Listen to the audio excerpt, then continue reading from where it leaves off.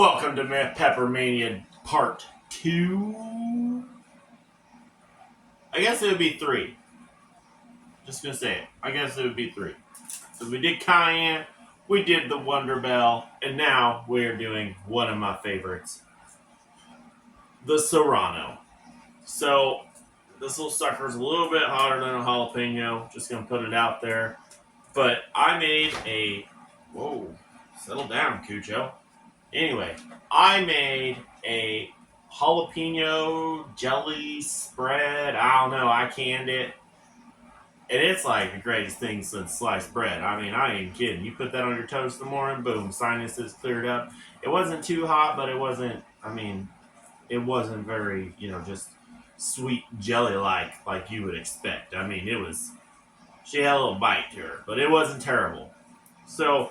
the Serranos, honestly, have to be like one of my favorite peppers. First and foremost, it kind of looks like a jalapeno at the beginning. So, you're like out there in the garden, you're like, hey, there's a jalapeno. And then one of your buddies walks over there, or in my case, it was my son, and grabs it. And he's like, I'm a man, and then he's like, I'm going to go drink milk. It was awesome. Like, sorry, whatever. So, of course, it's Nature's Edge, which is, we bought this, of course, in a prepper's kit to have heirloom seeds on hand, which is what these Serrano seeds are. They are USA grown and non-GMO, which I just found out that they came out with a purple tomato that is GMO. I know a lot of people are like, GMO, but at the same time, I kind of want to check out these purple tomatoes. Like, it might be in the near future. I don't know yet. We'll see. I got to talk to the boss. By the boss, I mean Mrs. Carter's Gardens. So the Serranos, like I said, are similar to the jalapenos, except they're a little bit hotter. They're between 10 to 25,000 on the Scoville scale. Like I said, a little bit more bite. And they grow to be approximately 2 inches long. I'll tell you, a lot of people are going to say, oh, the red ones are hotter. I had these little green ones, and I mean, them suckers, they weren't even 2 inches long. They were like that long. And they changed your life because they was warm. Just gonna put that out there. You gonna grow the Serrano, make sure you can eat jalapenos because she warm. So after planting, about 7 to 21 days, bam, you're gonna have little seedlings.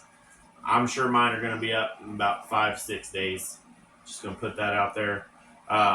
Definitely using the Fox Farms Happy Frog in all my cups. I'm slowly gathering the data that I need to for sure say what I want to say here in the near future.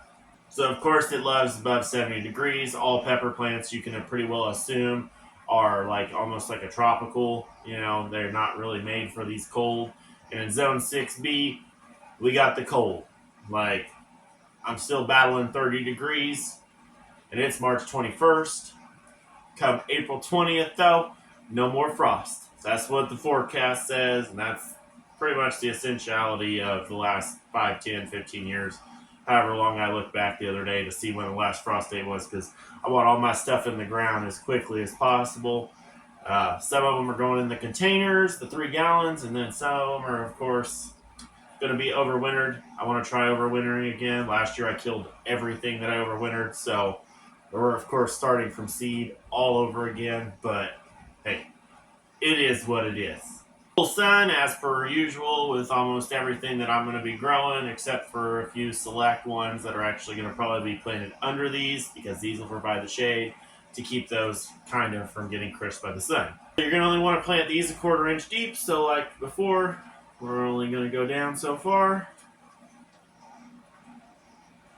Like so.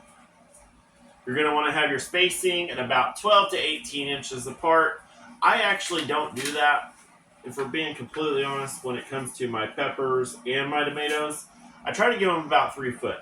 I know, if you don't have the space, don't be trying to do 3 foot between your peppers and tomatoes. Do what you got to do, Last year I grew tomatoes just fine, tomatoes and peppers just fine at about 1 foot interval between each of them. And it wasn't really that big a deal. We're going to do about 2 or 3 seeds per hole, which is pretty awesome. But I did these at about a foot spacing last year.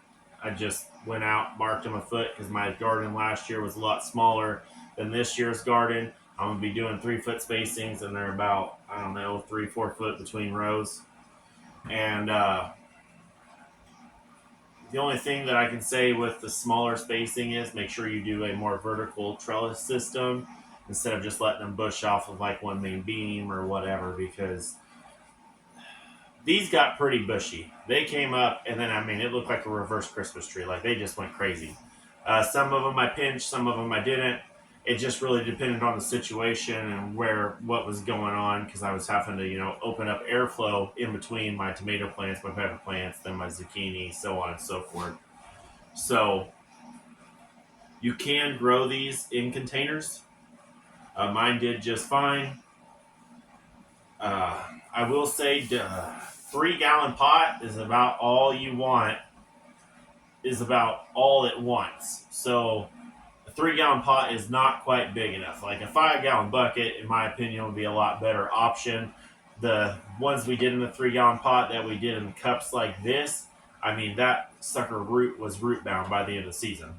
So this year I'm doing more in ground, and then I'm wanting to get bigger containers because they kind of went a little nuts inside those containers. Next step, we're going to go ahead and water them.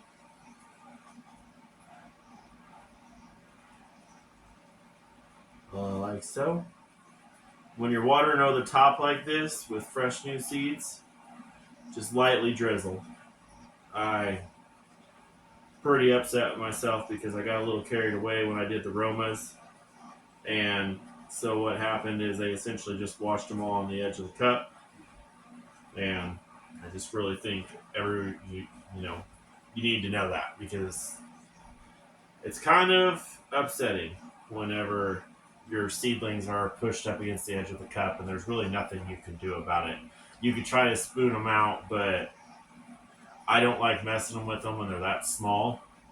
The hope is that it'll just keep growing up, and then once it gets so far up, I can clip all that dead off, and hopefully it'll grow back. If it doesn't, the good news is we're on the road to 40, which we're actually only growing. I know I'm growing 12 cayennes, 3 Wonder Bells, 3 Serranos, 3 jalapenos. So about 21 pepper plants in total. And that's just going to be for like salsa, hot sauce, which I will say, the Serranos, you let these little suckers get red and make a hot sauce out of it. Oh, it's beautiful. Simply amazing. Also, another thing I like my Serranos for is cowboy candy, which is actually, or candied jalapenos, which is actually quite pleasant with the Serranos. It's a little warmer, but after last season's jalapenos, I'm sorry, but store-bought jalapenos, and that's the other thing I will tell you. If you are eating peppers from the store and you're like, oh yeah, those are good, those aren't that hot, don't just go in there and chomp on a freaking fresh garden pepper, alright? A fresh garden jalapeno is going to make you think about it twice, I'm just going to, I just need to be honest. I was not expecting them to be near as hot as they was. So today is the 21st. For whatever reason, I fill these cups up every time, go through the entire process, and then realize that I should have just wrote the name on them before I put dirt in it. Because now I gotta hold it all weird. But hey, we get her done. That's all that matters. Cut our saran wrap, give it a little loop. And I will put another thing out there just to help with this. So a lot of people are like, oh yeah, should you plant your peppers deeper like you would your tomatoes? So what I'm going to say is, from my experience thus far, no. I've even looked it up with some of the other bigger channels, because I didn't know if maybe I did something wrong or didn't really know what I was doing. I mean, I don't think it was that hard to be like, hey, I'm going to plant this stem a little deeper to see if I can get more roots. And I did get some more topical roots. Like I could say that maybe for a little bit of stability, but those really didn't do that much. And I don't know. I don't think it's really necessary to plant the peppers any deeper than where they come out initially on the ground level. I mean, if there's somebody who knows a little bit more beneficial to that, got a little more information on it than I do, go ahead and let me know in the comments below, because I'm gonna keep saying that it's really, it's really not necessary for you to have to dig a deeper hole to really accomplish nothing of the goal. So that's just my opinion. And I actually watched Pepper Geek and the Happy Fox Farms Happy Frog produced bigger peppers. I'm sorry, not the biggest peppers. That was Miracle Grow Pro Mix. But for consistent production with no additives to it, the Fox Farm Happy Frog did the job, produced the best. So that's why I'm primarily using this. I am trying with the Ace 55, Roma VF, large cherry red, and my cayenne peppers and some different stuff just to see how it compares. If it compares out the way I think it's going to, we're getting rid of one of my normal uses. But if you like the content, go ahead and hit that subscribe button, and we'll see you in the next one.